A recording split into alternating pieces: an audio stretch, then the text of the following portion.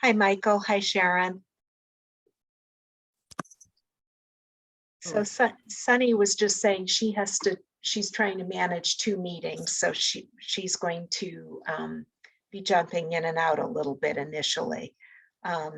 So we're going to start with something other than the visa issue, because she thought if we talk about that toward the end, that would be better. So, but Amy, I'm ready to take notes, so I'll turn it over to you. Okay. As Sunny, you want to wait to the end? You want to just go now? Well, oh, no, that's not the call. Okay. I can get started if you want. It's not a big, oh, maybe I do have to take this call. Hold on. Okay.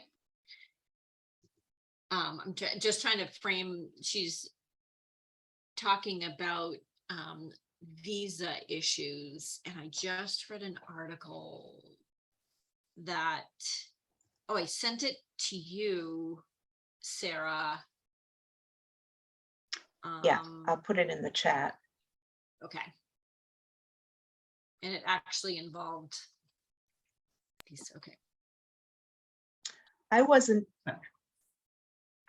sure whether that was going to relate to this particular work group or not. Do you want to talk a little bit about it? It's just involving staffing solutions, so I thought it might be interesting for everybody to read it, all of the work groups. But Sunny, I'll have you go. Well, we have you before something happens, and then we can talk about that.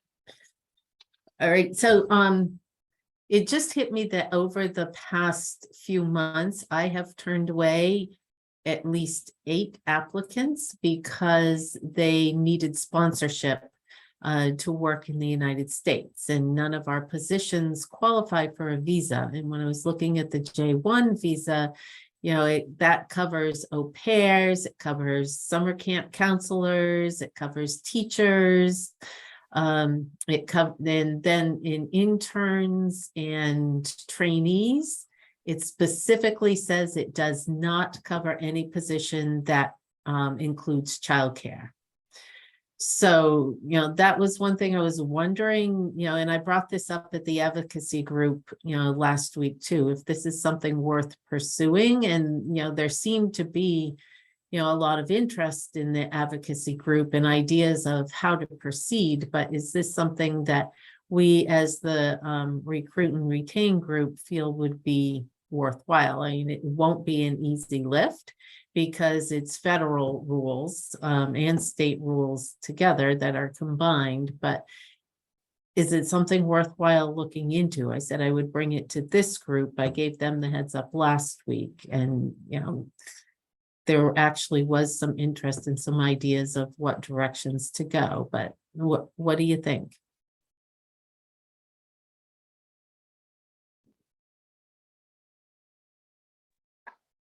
I think we have to, I mean, I know we have to prioritize what we're going to go after.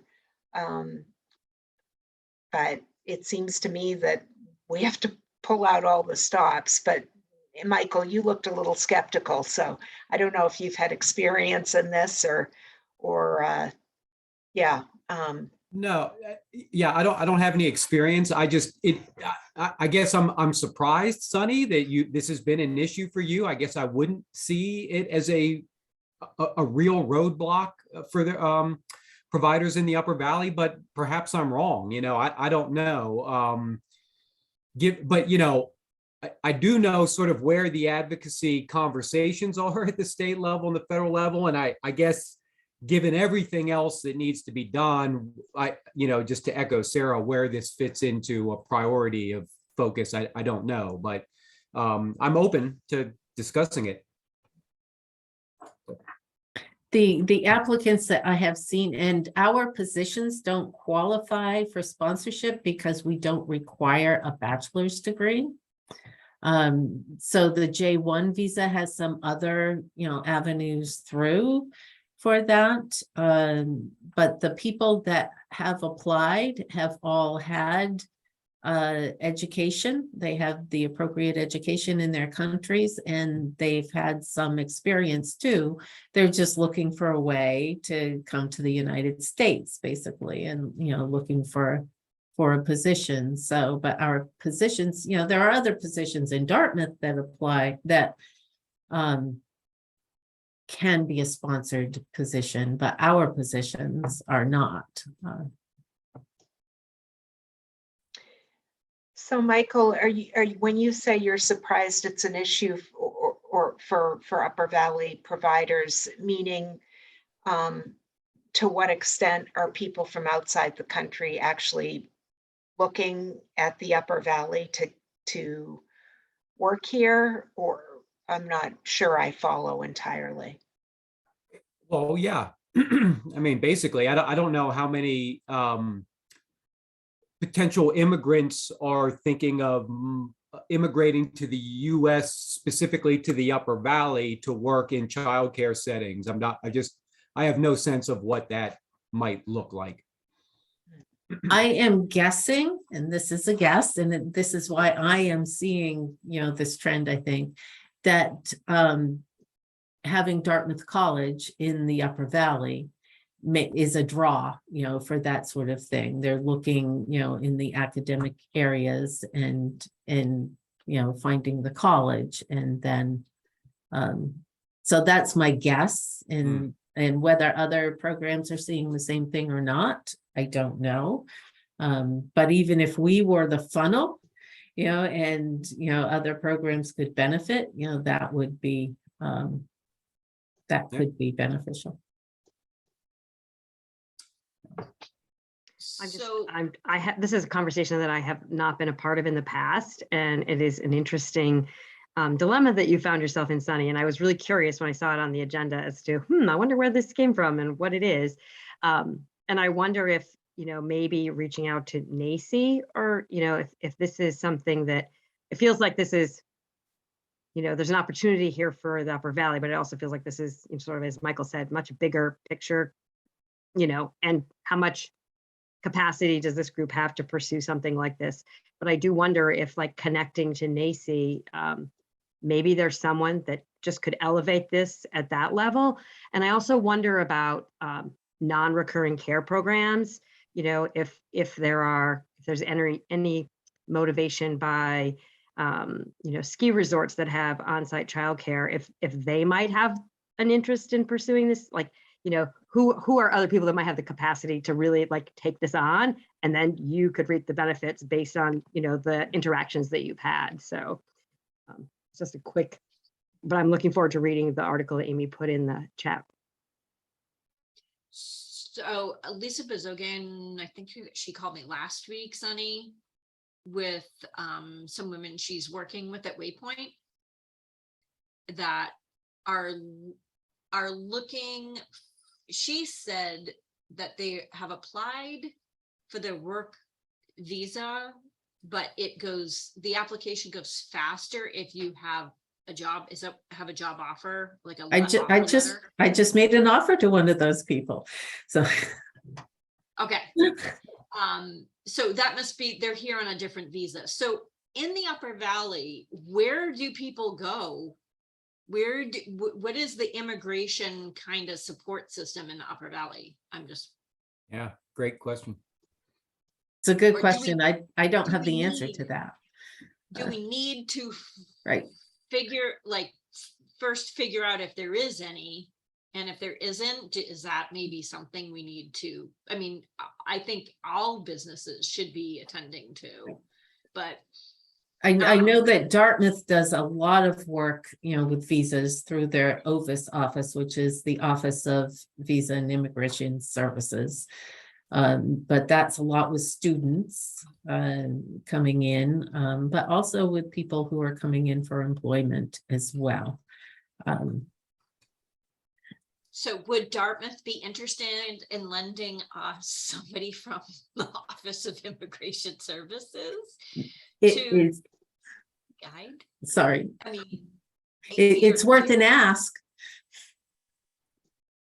It just to, and you know, I wonder, Sarah, I wonder what representatives from King Arthur Flower and Mascoma Bank and, you know, Dartmouth Health, like, where are they weighing in on support for immigration, whatever legal issues or whatever, like, is that something collectively we could create an Upper Valley office for immigration support?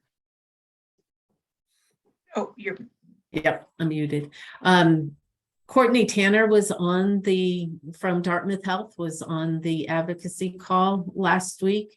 And she was really excited about it and had lots of ideas of where we could reach out and who we could reach out to. And was willing to be helpful with that as well. So that's really helpful to know, Sunny. And Amy, to your question, the corporate council is meeting next month on September 14th. So I can need ask. to go. Okay, come back if you can. So I can ask about that as well.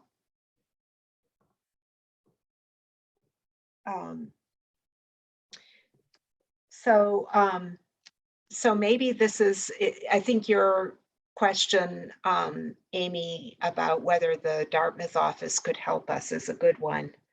And then do you have contacts to Sharon's suggestion about, do you have a contact at NACI to Amy to follow up with? At the federal level, Sharon, or at the national level? I have someone who used to work in advocacy for NACI that could lead me to, unless Sharon has somebody. I can give you a couple of the folks that are on leading the policy work, and just give you their email addresses, Amy, if it's helpful. Okay. Yeah, it seems like just in general, the Upper Valley should have an office for immigration support. There isn't one. But anybody Is there a New Hampshire umbrella that would be your place to research if that happens? I know that in Vermont there's an office of resettlement.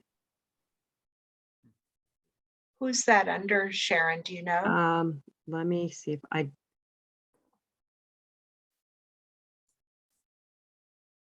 And is that just for, it's under Human Services. okay. Just because of like I don't know if that's in their scope, but it just feels like they would be informed. Right. I wonder if resettlement is more for refugees than for immigrants. Yep.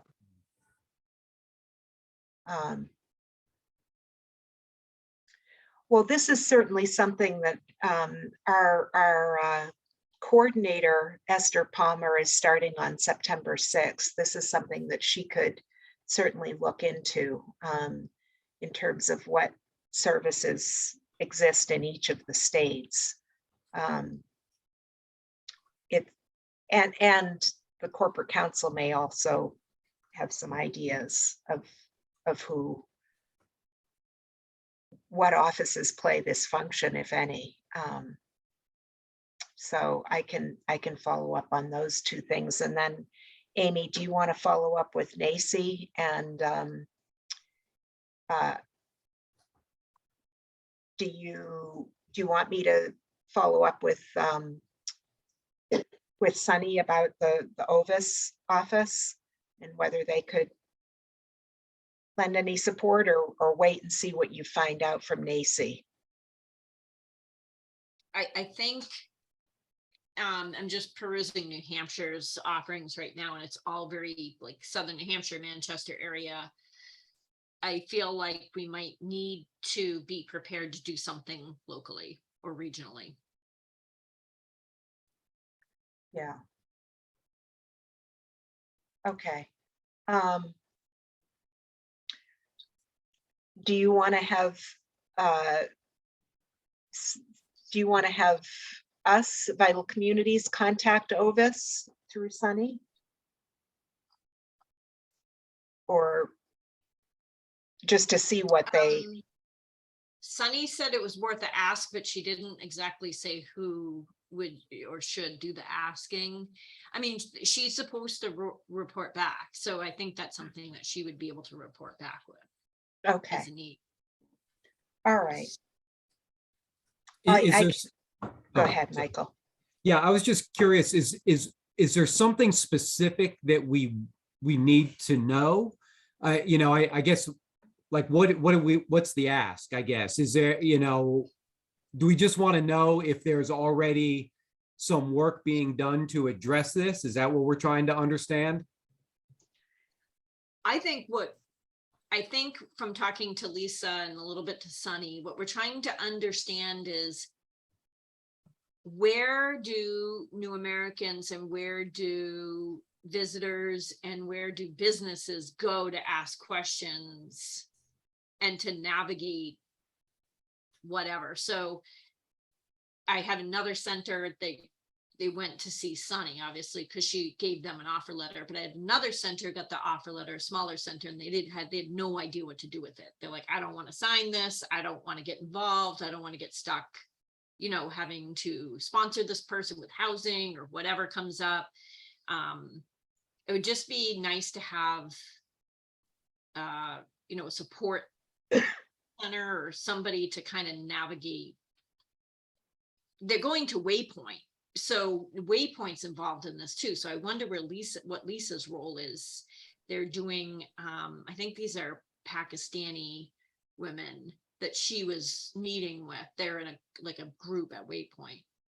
So I wonder I'm just wondering what the support system in the Upper Valley in general is for that population. Like, Yeah. I when guess, they have a question, where do they go? yeah.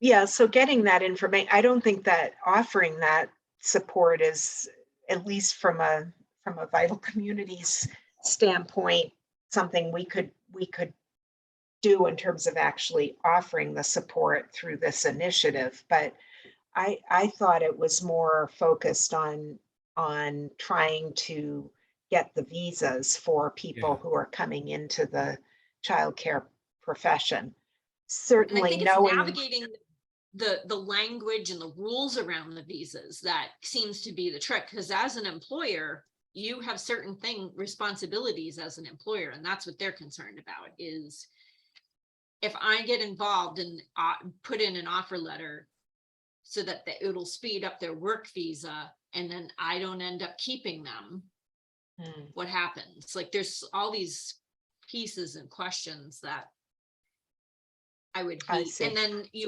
you have 8 people that Sunny turned down because of a different work visa issue. So, you know, what is involved in that? Like, what is the difference between being sponsored and having an offer letter? Is that a sponsorship? I think there's just a lot to learn here.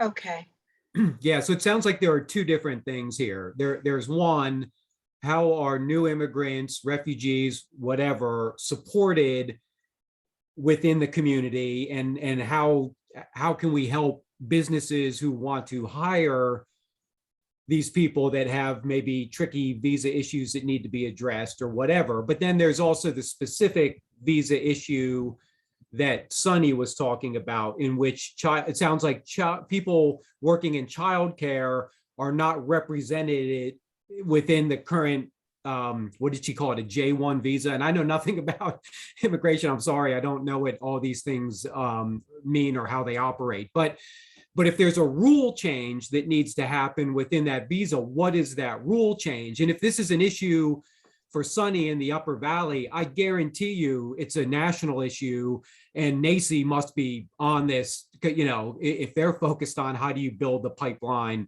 of the workforce. So I think I agree with Sharon there that understanding what NACI's doing to support this might be really helpful. Okay. Yeah, I actually know Lucy very well, strangely enough. So I will talk to her about it. I think, you know, Michael, when you said that, she had first come to me talking about the spouse of people here on a student visa for the college. So they were attending Dartmouth and they brought their spouse. So that's an entirely different visa than the Pakistani women that Waypoint was talking to. That's on a different kind of visa. So Yeah. it's really confusing, and the providers aren't even like considering it because it's a lot of legalese that I would steer clear to. Yeah. Unless I knew. So let me talk to Lucy. It might also be helpful because I know right just before the pandemic, River Valley Community College was working with Fit Kids to build a pipeline of educators who were immigrants to the United States into Fit Kids, right? There was that whole project, Amy, I know you know about it. I Yeah. don't know if they or River Valley had built any specific knowledge or skills in maneuvering those questions, right? Okay, yeah, that was through New Americans, and they were coming from Concord area, again, like a regional initiative. And I've been trying to get that information from Fit Kids but I did not know they were working with River Valley on that. Yeah. River Valley Community College? Yeah, that's where they were being certified. That's where they were getting their training, their child development training and whatever. Okay. Yeah. So I can connect with Carrie Belknap Morris about that piece, and then I'll also connect with Lucy. Okay.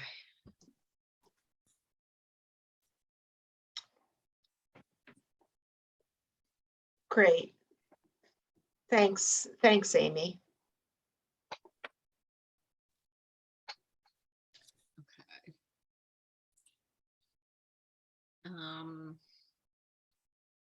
And then also, I mean, Michael, we could always go back to JVS. Who are they? They're a workforce development organization in Boston that have launched a new workforce training pipeline for early educators.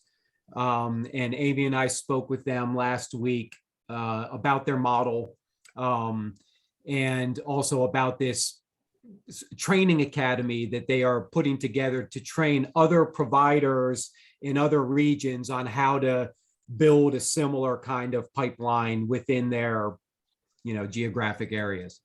So, but they have a whole refugee support program within their organization. Huh, okay. Yeah.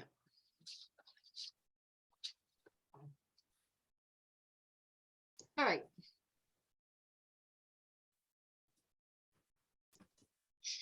Shall we move on? I will. I'll just update a little bit on the homegrown work that we're doing in partnership with the City of Lebanon. It's a family childcare network building initiative.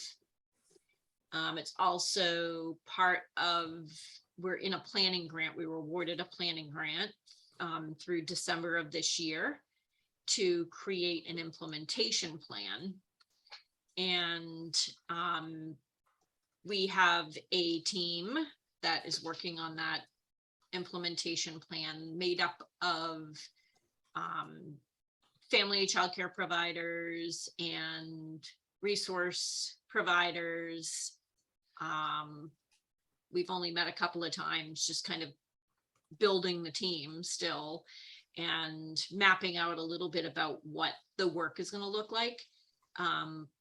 Also, we have been out talking to people at events about becoming licensed or registered family home childcare, and have found that actually more interest than I thought we would find.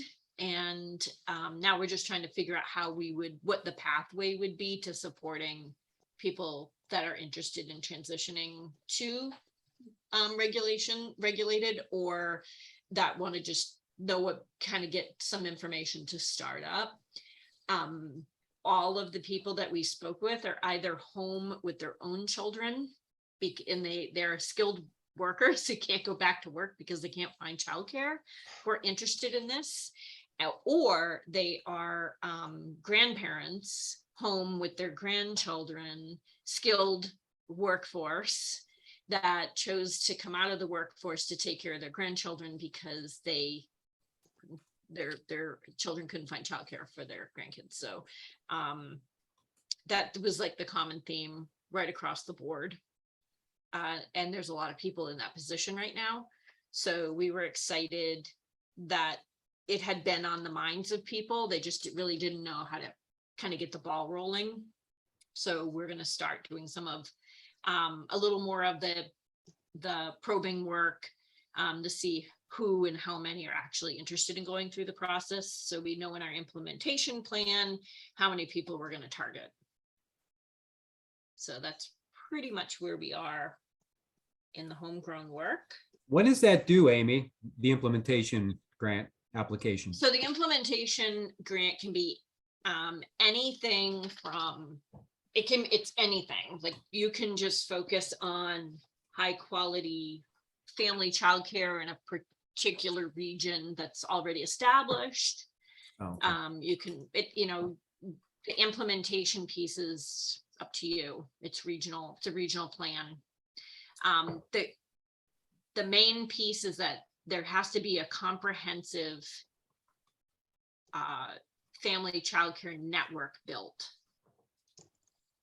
as part of that work. And we actually, through our PDG work, have been working with licensed family childcare and have a lot of that model in a small scale, but we have that model building already. So we're kind of ahead we're actually ahead of all the other cohort regions that are working in this cohort of homegrown right now.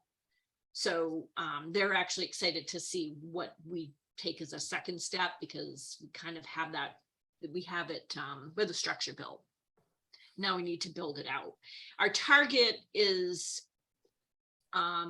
not just the network building, but really that family, friend, neighbor, kind of tapping them and seeing if we can bring them into expanding or take, full capacity. So if they're home with one grandchild or two grandchildren, if they would be interested in taking their capacity of children. So.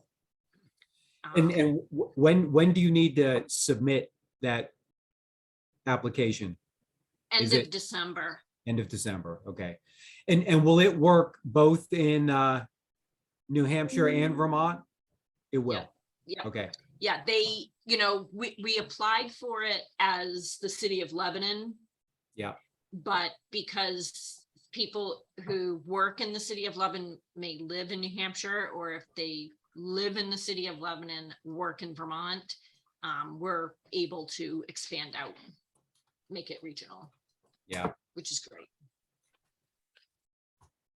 It's interesting, and this probably won't come as a surprise to anybody, but, and maybe Brooke mentioned this in the advocacy meeting last week that I'm sorry I wasn't able to attend, but we just spoke to Jess Carson about some initial data from the Carsey School study and really looking at the providers that the Upper Valley has lost over the past 5 years.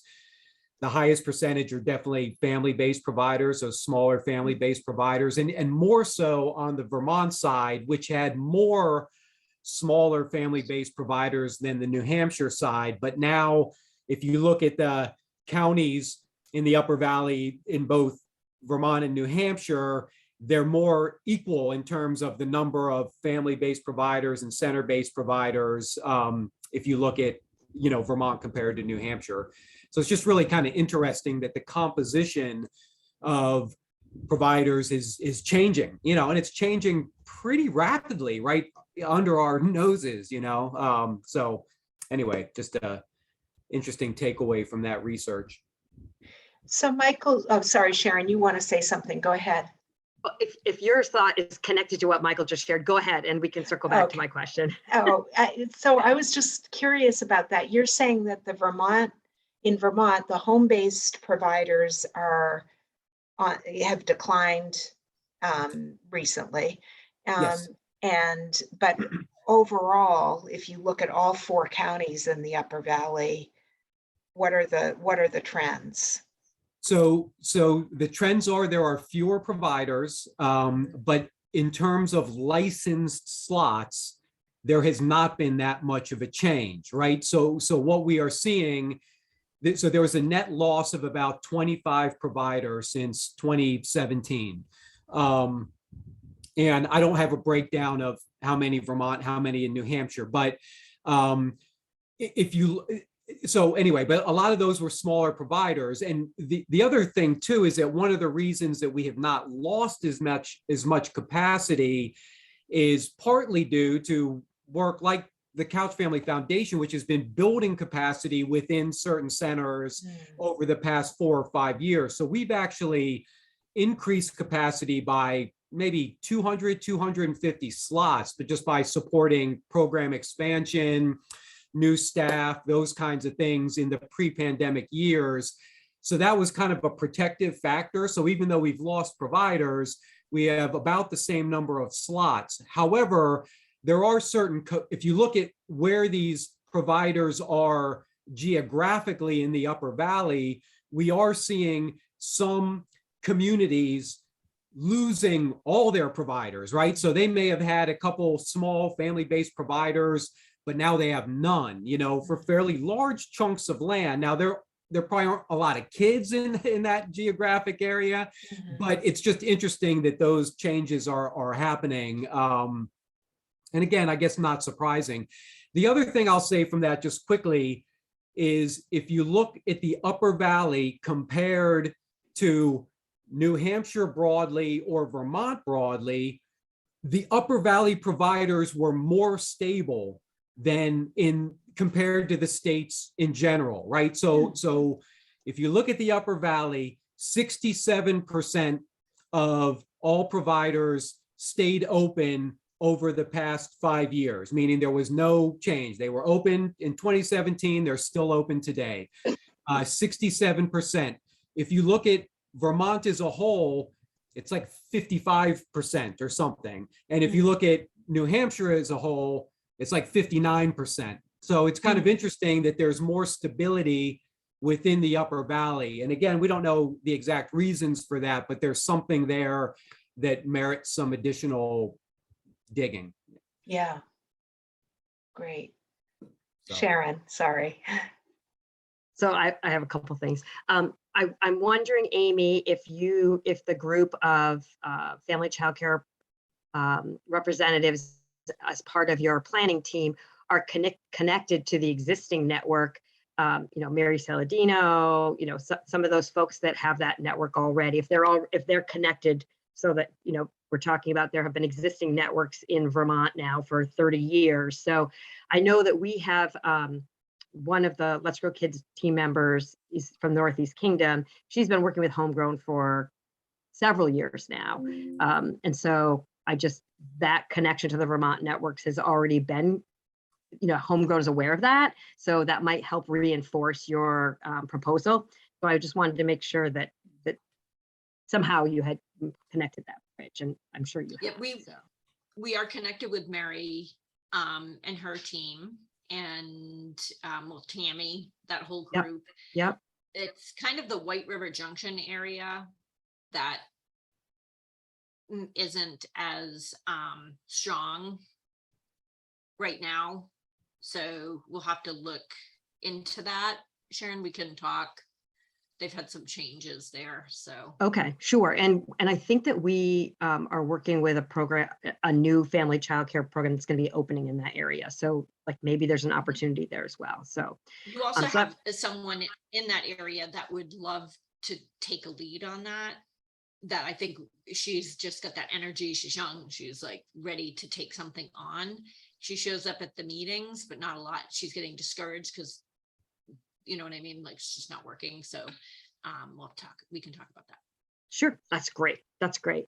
And I was just going to say, I don't have it at the tip of, my fingers, but if it would be helpful to have some of that data related to capacity in Vermont. We just did our Q2 performance metrics. And so if that's something of interest, I can share that with anyone who might be interested. So just didn't have it at the tip of my fingers for this conversation. So. Always interested, Sharon, you can share. Okay. To get to know those counties, that would be great.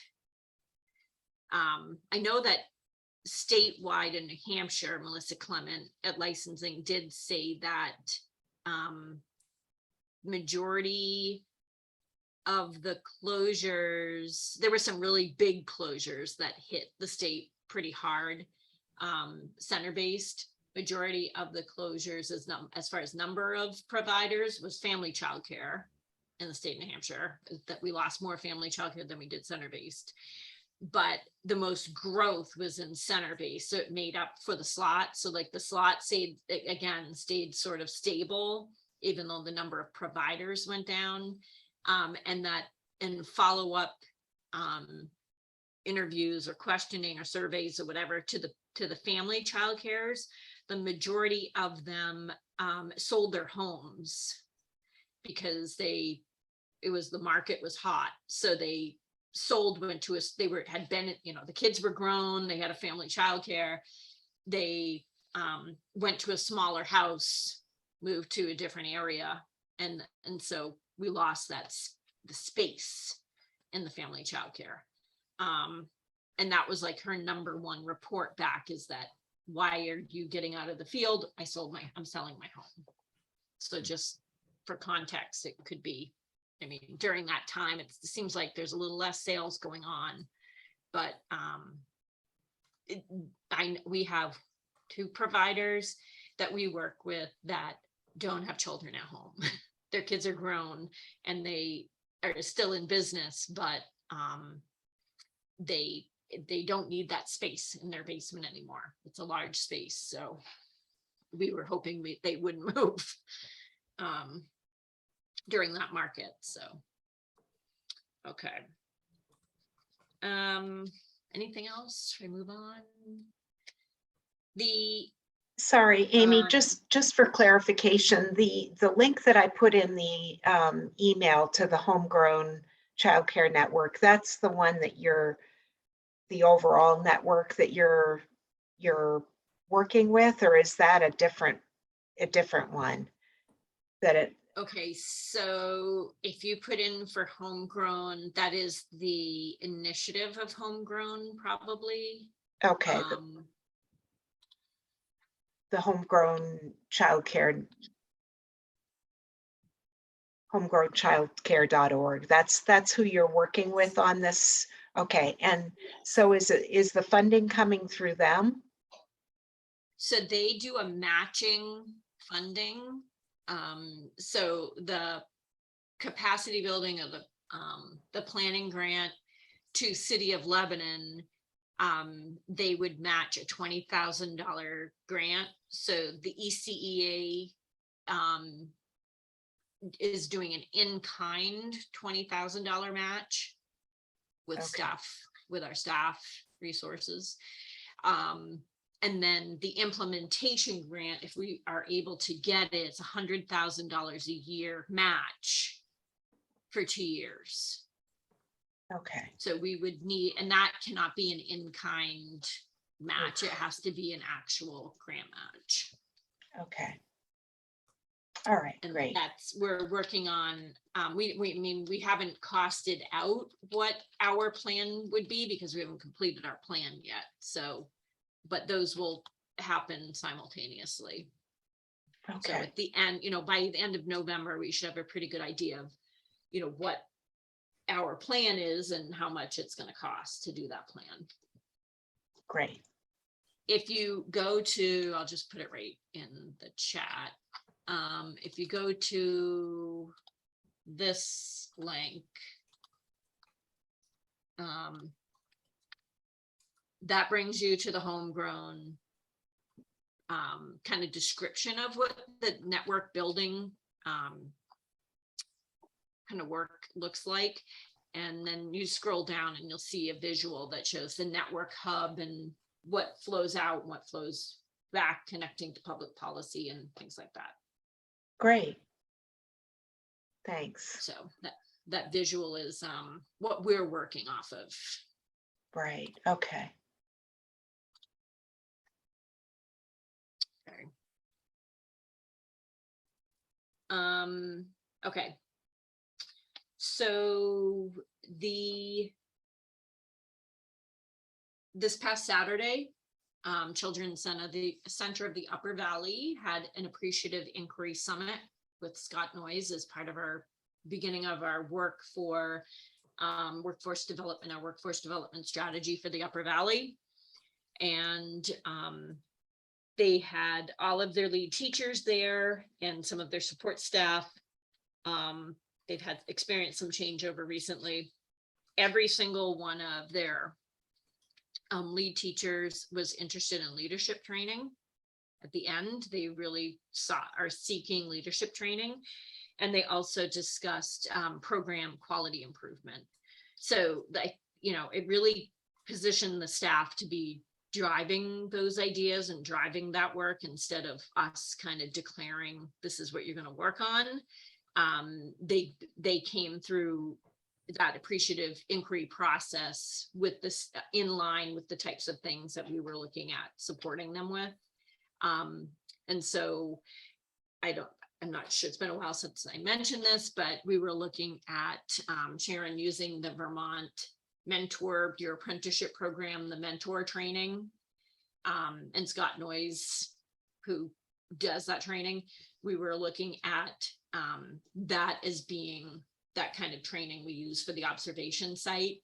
And that is what they asked for at the end. They want Scott, they want the mentor training, they want more leadership training. Very interestingly, they came up with some really interesting statements. And one was they talked about being in the field right now. This is where I think it's relevant to this group and what it's like to be in the field right now. And they kind of laughed it off. They're like, it's as if we're in it for the money, kind of things. Like they were saying things like that. They were talking about the pieces of the puzzle. Like if the pieces of the puzzle fit your family, this is your perfect job. But the pieces of the puzzle have to fit. So I was really asking them, like, what are the pieces that have to fit in order for you to work in the field? And obviously navigating insurance, if your spouse has insurance, you're good to go. For some of them, they said it's perfect because the wage wasn't high. It wasn't in the cliff. Like they needed to stay. They know where they need to stay as far as financially in order to survive. They all expressed interest in pursuing and continuing their education. They got very excited about continuing their education, but they were wondering how they can make it fit into their puzzle. Because they said it freaks them out to commit a Tuesday and a Thursday night. Like they just can't do it in their life. But they want to do it. So how can we make higher education fit into their puzzle was like my thought. If we can't push them into it, how can we kind of meet in the middle? Is it hybrid? Is it, what kind of supports do they need? I think those were like the key pieces that I heard that I love this process because it kind of reinvigorated them and motivated them, and they were excited to get back in their classrooms. They want to continue working on quality. And there was also some learnings as far as mental health. And that's a component that I just got off the phone actually, or off the call with the director there about how we can include mental health support in this long-term commitment of training of the staff. One piece seemed to be like a bridges out of poverty kind of a piece, because she said they have staff that aren't supporting other staff when they're struggling because they're kind of just managing in their own bubble. So I was thinking bridges would kind of be a good way to open that lens. And then, but there's also the piece of actually supporting staff with mental health. Whether it's a consultation, whether it's, you know, one of the words that came up was when having people, the schedules today, like having to work around everybody's kind of things that are going on. And the word used was leniency. And the word that was suggested, you know, Scott's work was like flexibility. You know, it's not necessary when someone's really, really struggling with the eating disorder, like you're not being lenient by letting them do something, you're being flexible and accommodating. And we do it, and they were really great. This group was amazing, talking about they bend over backwards for families, and they bend over backwards for children. And when it comes to each other, like their colleagues and with new staff, they're not like offering that same kind of, you know, they're not seeing them from the same lens. So we were kind of thinking about how we would capture that. It reminds me of, you know, the Strengthening Families framework, and, you know, how sometimes that can really put people in other people's shoes and think about the protective factors and recognizing that all families benefit from that, including our own. So I think sometimes it's just, it is important message for sure. Yeah. And they were asked at the beginning, what's great about their program? What's so wonderful about your program? Like very positive. So it's like it was an appreciative inquiry.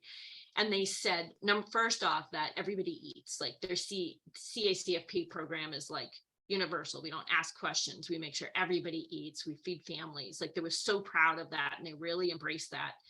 And then inclusion, like we want to make sure that we're including all children and that we're fully capable of meeting those needs. And we don't always feel like we are, and we want to be. And they have like that capacity, that kind of lens to be flexible and accommodating. But when it came to other staff, it's like they, you know, they were looking for everybody to be towing the rope.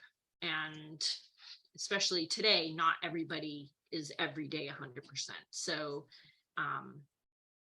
yeah, I think it was really interesting to hear what was important. In fact, the program manager was like, it was so great to hear them, because I didn't think they saw us. Like they think their leadership's doing a great job and they appreciate their leadership.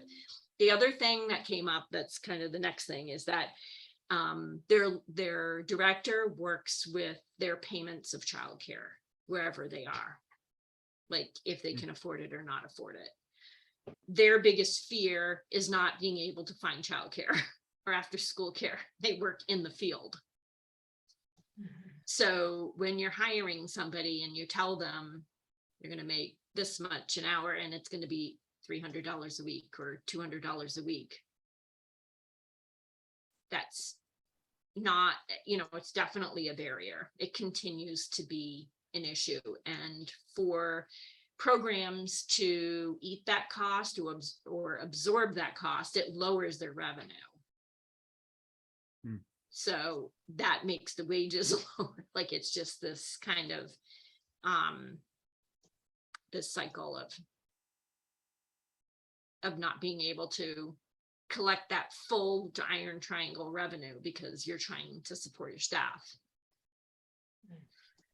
So that was a big part of the conversation, is that one of the things they like about their center is they're accommodating when it comes to childcare costs. And is that on a sliding scale then, or how is it done? So if they live in New Hampshire, which a lot of them do, and they take 4 days off because their child's sick, or they take 4 days off to go on a vacation in New Hampshire, you owe them like your cost share. It's your cost share, and because it's on attendance and not on enrollment. Yeah. So they're flexible in, it's not really a sliding scale. It's more like just accommodating whatever the need is. Mhm. They're not going to turn around and collect 4 days from you Okay. because you had to take 4 days off because I your see. child had a broken leg or whatever. Right, right, It doesn't qualify for COVID. right. Okay. So yeah. Um, I'm sure you hear this a lot. I guess it's just hitting me right now. The point about the lower wages being a piece of the puzzle, and the impact that has in not taking them to the cliff. Um, so what happens if I don't mean we, this initiative, but we collectively, those who are concerned about people in the field earning a living wage, what does that do to people who are, I mean, are we trying to do the wrong thing, or? They're in New Hampshire, Sharon, you can speak to Vermont, but in New Hampshire, there's a lot of work on the cliff. They finally have accepted there's a cliff, and they're finally to the point where they're considering what that looks like. So to some, it may look like we're overpaying for childcare because they got a raise, but in reality, it takes a lot more than that 5-cent raise to make you, living in luxury. So before I think they're a lot more flexible. I heard from New Hampshire Employment Security that they're a lot more flexible as far as employment security programs. Like they have, if you make between this and this, we'll support you. He's like, that really doesn't matter anymore. Depends, it's situational. So I'm hoping that's sort of what's happening right now. Marty Ilg has alluded in many meetings that they are addressing the cliff effect. I don't know what that means. I do know that a couple of the accommodations, Sunny, you know about some in New Hampshire. I don't know how many kids, if you have any kids on scholarship, but they're, instead of redoing, having to resubmit your pay stubs and they reevaluate your income every quarter or half, it's every year. So you could change jobs and be doing pretty well, and you're going to have that full year of income and be on the old step to kind of absorb, to make the transition to a different budget. And it gets you close to when your child's not in childcare either. You don't need to get slammed, like you get this great job and now you don't get childcare, or they're only going to pay $36 a week instead of $136 a week. They'll continue to pay the $136 for the rest of the year, which is, Right. It's a pretty big deal. I've heard that was a good benefit from parents. But I don't I'm know wondering- exactly what else they're doing. Yeah, I guess I'm wondering about benefits generally, though. I mean, beyond childcare. What? So Yeah, the $5 an hour hazard pay for some people was a bit like it hit their income, and it was counterproductive for some, as far as if they were near that cliff of heating oil and support and things like that. And then I know that when a center offers you free childcare, but then they give you it in your pay stub as a benefit, it's taxable income. And that also threw people into the air as far as their benefits. So healthy kids and, all these other benefits for their children get whacked out. Free and reduced lunch, access to all the other supports kind of gets adjusted. So we're trying to be careful about how they're getting awards and how they're getting monetary, boosts, because if it isn't enough to push them over where they can be independent, then it actually is more detrimental.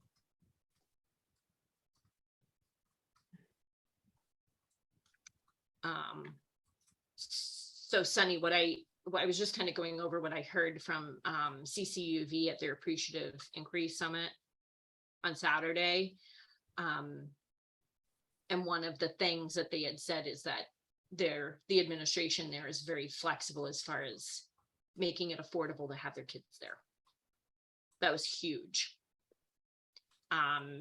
Some of them also were well aware that they needed to be in that wage bracket in order to, you know, they couldn't go get another job if they got a $17, $18, $19, $20 an hour job, they were afraid that it would alter their support system. And I've seen that happen actually as a director, where a parent got a 5-cent raise and they had to quit the job and go to a lower paying because they hit the cliff. So, yeah. And maybe we can get someone to come educate us about what's happening with the cliff effect in New Hampshire. Like, I've heard we're addressing it, but I haven't heard like how they're addressing it. I can look into that. Sharon, do you have anything on the Vermont side about? So I am not closely connected to those conversations. I mean, I think that, you know, I am obviously paying attention to the Childcare Financial Assistance Program, you know, the increased eligibility that has, you know, been implemented. But as far as, I mean, when I was doing different work, I was more connected to, you know, the benefits cliff with families compared to the work that I'm doing now. So I don't have much to contribute specifically on that topic. When you initially started talking about it, I thought you were talking about the staff and they're concerned about the benefits cliff, which always makes me sad to think about. And then I caught on that you're talking about the families that they're serving. So It's both. It's both. Staff know exactly where they need to be cost-wise. And the thing is that when you get tuition assistance, it goes directly to the center, and it's not entered as a wage. You know what I mean? It doesn't go into your wage.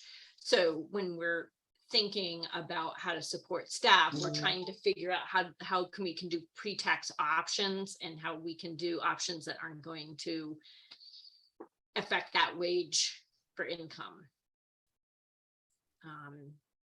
Yeah. Okay. Sunny, just to review back where we left off on the visas, I'm going to get in touch with Carrie Belknap Morris about the New Americans program and just see what she knows. Also going to get in touch with a contact from NEYC. We were wondering, are you going to take the lead on reporting back to Dartmouth about possibly accessing their program? Okay, that's what I thought. And it's mostly like, so Michael had asked, like, what are our questions? And So what were your answers? yeah, you want to hear what my answer? So my first question is like blanket, where do people go in the Upper Valley for support with immigration questions? Both New Americans, refugees, people here, visitors, and employers. Where does an employer go to ask questions? So when someone brings a document and asks you for a sponsorship, like, what are you getting into? Do you have to provide housing? Do you have to hire that person? Or who do you call? And when while we were talking, I did a really quick kind of Google search, and it looked like New Hampshire has support systems, but they're regional, like in Concord and Manchester. They're the Southern New Hampshire, New Americans program or whatever, and it doesn't talk about other parts of the state. Sharon mentioned there is a Vermont kind of a state level group that does support. So I guess we want to see what that looks like for the Upper Valley. And Michael was saying, like, we have this question that childcare was left off of the list. Then the rest of the country must have this question as well. So is any EYC going to take that on, or someone? Right, else? not only was it left off, it was directly specifically excluded childcare, elder care, and patient-related things. So I'm wondering if it's the direct contact piece. But au pairs and camp counselors and teachers are okay. It's that language is just in the trainee and internship options for a J1 visa.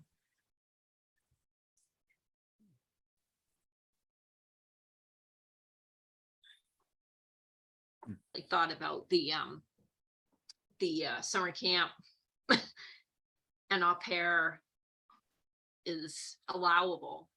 Well, it's all temporary too, and au pair is True. only here for a year or two, and a summer camp is, just a number of months.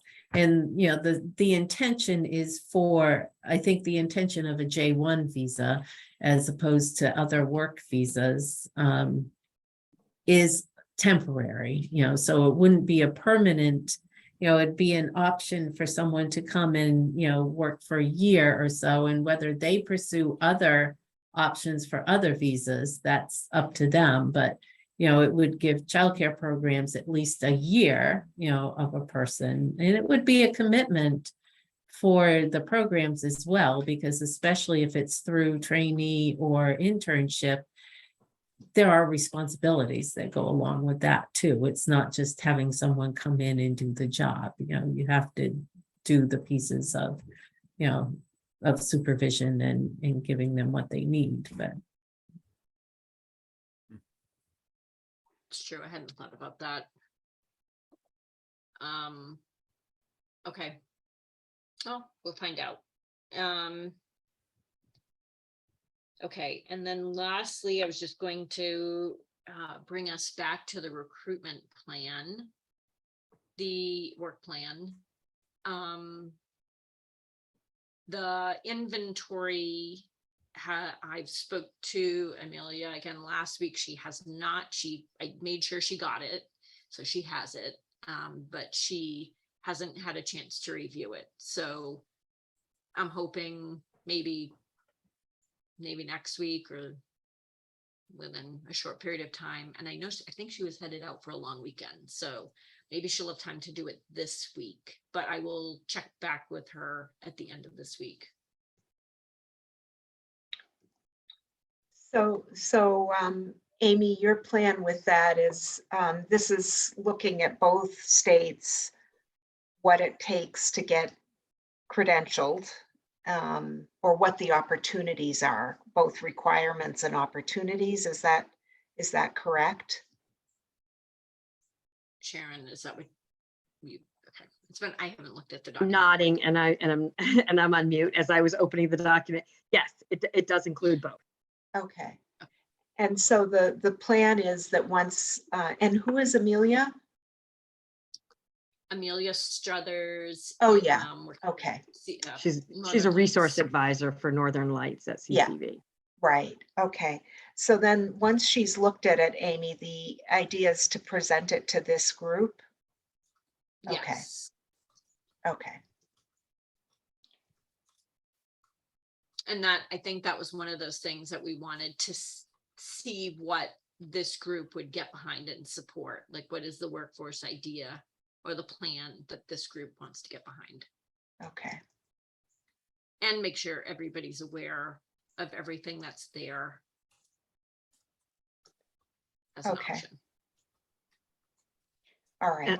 Yeah, and I think we also talked about, and maybe I'm jumping ahead and I apologize if I am, the opportunity to ensure that people know what's available and out there already in existence. Like, how are we going to market that information so that, everyone in programs, sometimes directors might know, but their staff might not know. So how are we going to get that message across? Exactly. That's actually the biggest piece is how to hold that and how to make sure that that information is, usable, because I mean, even this group had to go do an investigation. So does director have time to do that? And you know, that information is going to change. Sharon, we had talked about that information kind of being changes with each like budget cycle, or it may be short term, or it may be seasonal. So we need to be able to maintain the document as well. And I think that this group could really look at this and see if there are any gaps. And that's where, you know, we focus our energy. Or if there are particular pathways that programs are saying, you know, we're really, you know, we're able to, you know, find people for this particular role, but this is the level of credentialing that we have the biggest challenge. And so that's what we really, you know, promote and get behind. I think it'll help us to really look at things more strategic. Yeah. Well, certainly in terms of the document itself, I think the coordinator, Esther, should be able to help with, you know, I know you talked about things changing a lot, maybe at a minimum links to be sure that people can link into information as on others' websites. But we can get it out certainly through your network, Amy, and then the community discussion list and on our website. I'm sure it'll be on your website, Amy. But yeah, I think once it's ready to go, we can certainly help with that. And keeping it updated. I can add that for Esther to be working on. Sarah, I have a silly question. Did an announcement go out about Esther? Did I miss it? No, it hasn't. Okay. It hasn't, because she's accepted by email, and on my to-do list today is to send her a letter of hire and get a signature. So I was don't just have curious that. about who Yeah. she is and what she'll bring to the Yeah. conversations, but I thought I might have missed an email, you know, somewhere. No, sorry. No, it's totally fine. She's super organized and has done a lot of work with helping groups to communicate. And so I'm very excited about getting her on board. It's great. And I should mention, speaking of staffing, you know about, I think, about Joanne Richards. Yes. And the only reason she's not at this meeting is that today it so happens that the Facilities and Program Models group is meeting at the same time. That I don't think that's happened once, because it's actually a different rotation, but today it fell on the same day and approximately the same time. So she and I were dividing these up, but she'll be attending all work group meetings in the future. Back to you, Amy. Nope. I'm just going to go through the rest of these, and then we can talk about the meeting schedule. Workforce bills, just kind of as an update. At Sharon, in Vermont, I read that they have released the funds, or they're releasing the funds for the workforce awards, recruitment and retention awards. The retention bonuses, Yes. is that what you're referencing? I think that the email that went out was, we're still working on it. Okay. People are very frustrated. They're trying to figure out how to transfer the money or something. What I've heard unofficially is that they're going to have a simple application process. That's what I've heard. So I hope it's true. Sorry for my negativity. Maybe by December. Okay. We just know that everyone in the workforce has been just like waiting for this, and it would do so much to lift people's spirits if it happened sooner than later. Yeah, I was just talking to a center the other day and lost 3 people in the same week. That was super hard. And 3 people means they have to turn families back, because that changes your ratios pretty hard. And in New Hampshire, the workforce bill, I believe, is still with the governor. They've submitted their plan and, or to gopher, and that there it sits. So we're Sharon, we're in no better position either. Maybe even a little further behind. Yeah, I think because we don't, at least you have a plan of like who's gonna get what and how much, and we don't have that. Or how it's gonna be delivered or anything. Yeah, Or if it's even gonna happen, I guess, right? I or mean, even Right. if it's going to happen and in what amount it's going to happen. So yeah. And what you guys have are to do to definitely ahead of us. qualify. Right. Right, yeah. Yeah. Definitely way ahead, I guess, in Vermont. So you should feel good, Sharon. You should- Okay. Vermont providers will see that a lot sooner than New Hampshire providers. Unfortunately, it's ridiculous. Okay, so rule changes. The only thing I know about that's going on with rule changes, we're still working on the background check, the fingerprinting thing in New Hampshire. There was a little bit of responsiveness. They did send a pop-up unit to Seacoast area, somewhere over there. And they filled almost every single appointment. And it was like 34 out of 38 appointments were full. So I think they're starting to realize that there's a really specific need. Now the experiment is, how long does that take if you go directly to this pop-up unit and it's submitted? Is it still 3 months? So we're trying to sort of an experiment.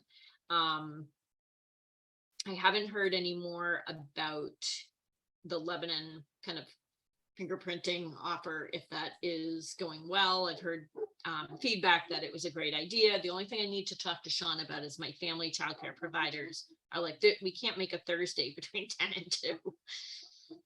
So we may need to look at possibly doing a Saturday morning or something for our family providers. Or just have, there won't be a ton of them, but if that is at least an option.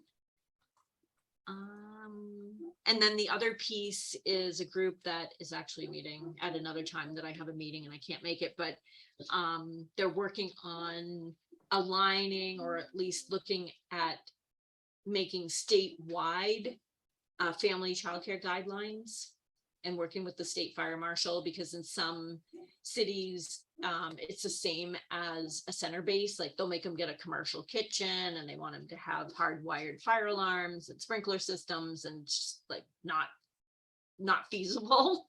So they're looking to talk to the state fire marshals and see if they can come up with some like standard operating procedures for approving family childcare.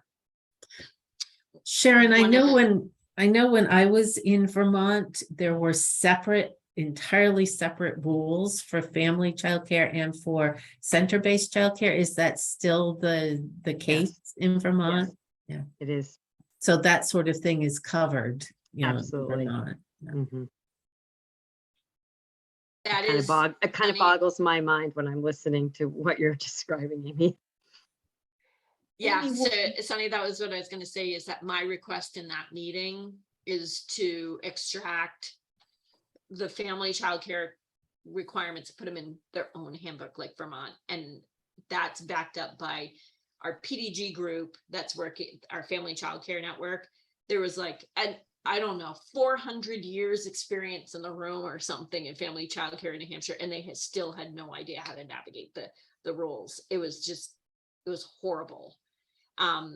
Back, and then I believe that kind of just reminded me that Sean has connected with Marty Ilg about doing a lean Yeah, on session on the background checks and pulling that together. So maybe they're talking about that today, but that's going to help with recruitment and retention as well. If they can get, how do you actually fingerprint somebody? and Amy, is the plan then, once a date gets set, or that there will be people from the provider community who participate in that? Because it seems like you really do need the users. Apparently, the process requires you to have Okay. all of those levels of people present Okay, and represented. okay. I Yeah. just ran into a new fingerprinting issue in that we are hiring a young woman who uses a wheelchair, so they can't, and she has she has cerebral palsy. So they're not able to get her fingerprints on live scan. So they wrote the Hanover department wrote a letter, but she has to now go to the state police and be turned down by the state police twice before that letter can be useful. Oh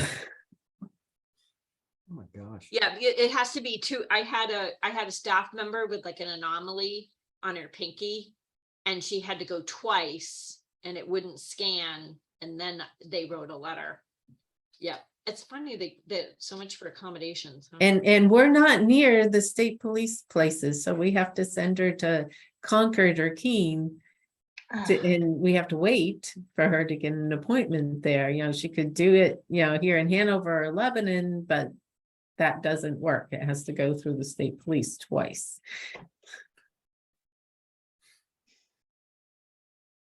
Unbelievable. I'm not sure if this is advocacy, but I wonder, I feel like to kind of keep the progress alive, and since we kind of didn't have that public feedback or update, I was just looking at number 4 on our recruitment, develop marketing plan for general public. That's for recruiting, but it made me think that how are we still connecting with the public about this work? Like, do we run a blog, or do we put, do we update something in the newspaper, or do we write, is that something we can talk to Joanne about, or that do we write something monthly about the status of the work, and then how people can get involved, or if they're interested in working in the field or family childcare or whatever, like that, just kind of keep pushing that out, reconnecting. Yeah. I'm glad you're flagging it. I think that I think we really should. I guess part of it, maybe it's something where at least this work group, well, maybe all 3 would think about what are the key issues that you want to get out, and then see if Joanne and Esther could work on things with our communications person. So for example, this group, would you want the message to be, what are the benefits of working in childcare? Having somebody talk about what they love about it. Another piece would be the need for the importance to get the Vermont retention bonuses up and running. I don't know. I think we need to sort of think what are, 1, what is the audience, and 2, what's the message? But this is something that we should be able to help with. Even like the updated data about what Michael's saying, this is what the current status is in the Upper Valley. If you're interested in getting into the field or opening family childcare, like just kind of sharing.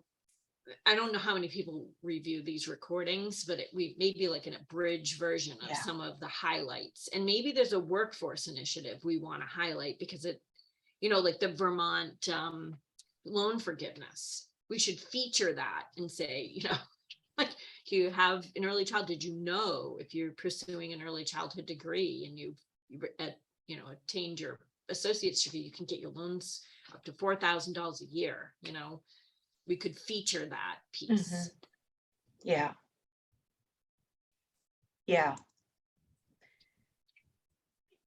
And you'd suggest sort of a combination. I know you mentioned blogs and something for the newspaper. Is that what you would, some combination, or you thinking more stuff that can be put out via social media?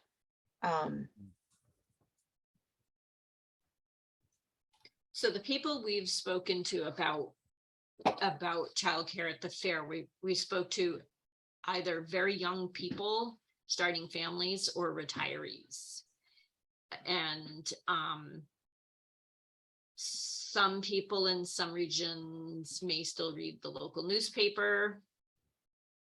A lot of our family childcare providers do not have internet. And we even had somebody that was doing their state billing at the public library because they didn't have a computer and they didn't have internet. So I think we need to cover like all of those pieces. So maybe there's social media, and then there's the newspaper, and then, you know, listservs or something. Yeah. Because we're not just Hanover, we're like, and well, farther out. I mean, I don't even know. how Definitely. far out. We go like Claremont, and then we go up into Haverhill, Woodsville, and Warren, and they may read their local newspaper. I don't know if that's something that we can have put out that far to reach. But yeah. Yeah, I know when we do press releases, the communications person sends it to all of the, all of the media, including the little ones, like the Norwich Times and stuff, I believe. So, yeah, trying to get it into the free newspapers probably is very important. Yeah. Okay. I will add that, Amy, to talk to Joanne, but also Esther.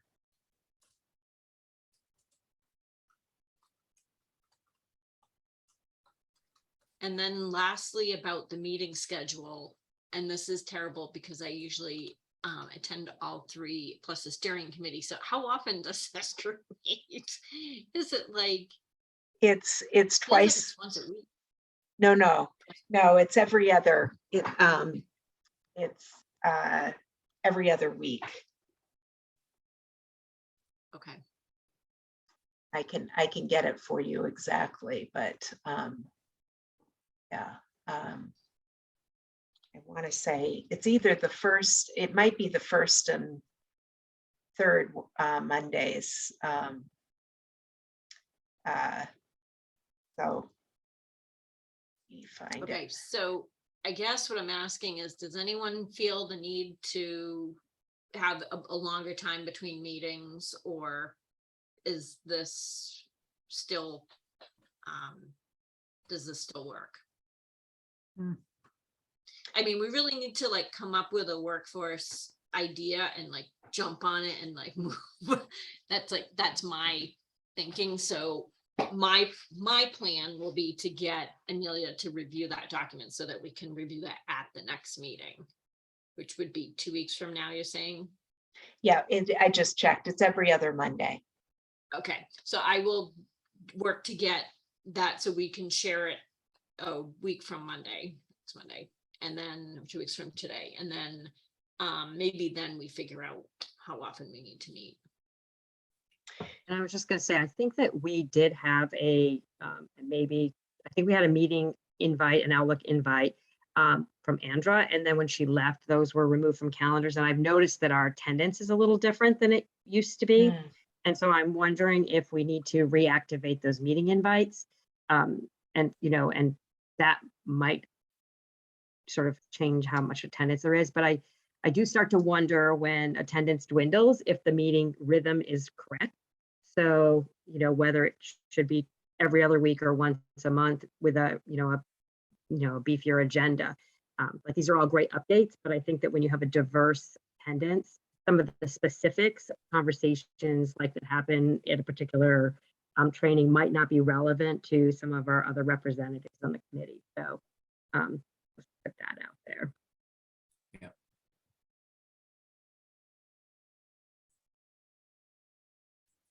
Yeah, I think I agree with all of what you each have said, Amy and Sharon. I think that what I'm hoping is that, and I've asked Joanne to basically, I think at the next meeting, in addition to the presentation of the findings, my hope is that Joanne, who's been listening to recordings and looking at meeting notes and all, can say, here's what I've absorbed, and working with Amy, here are some things that maybe we could really zero in on, kind of to reset what each work group is doing, because I think the combination of Andra only having part-time hours, plus then her departure and the time that it's taken to find new staff has, this has suffered as a result. And Sharon, I appreciate your point too about the need for meeting invites.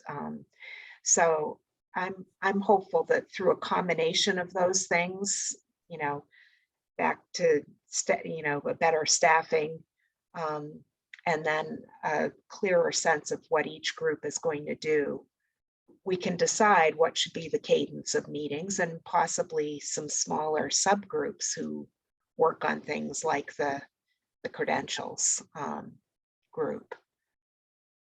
So. Yeah. I do know I'm not available for the 29th for the next meeting. Okay.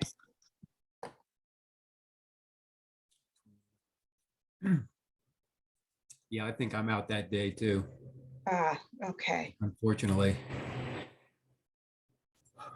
Do we want to skip it and go for September then? Would that be better? That'll give Amelia more time. I'm also off. Oh, okay. So I think we're funny how that worked out. Okay. So we'll be looking at September 12th then. Yeah. Okay. All right. Great. And in the meantime, Amy, maybe Joanne and you can talk about, where you are with the group and that sort of thing. Great. That's perfect. Okay. All right. Thanks, everyone. All right. Bye. Talk to you all soon. Okay. Bye. Bye-bye.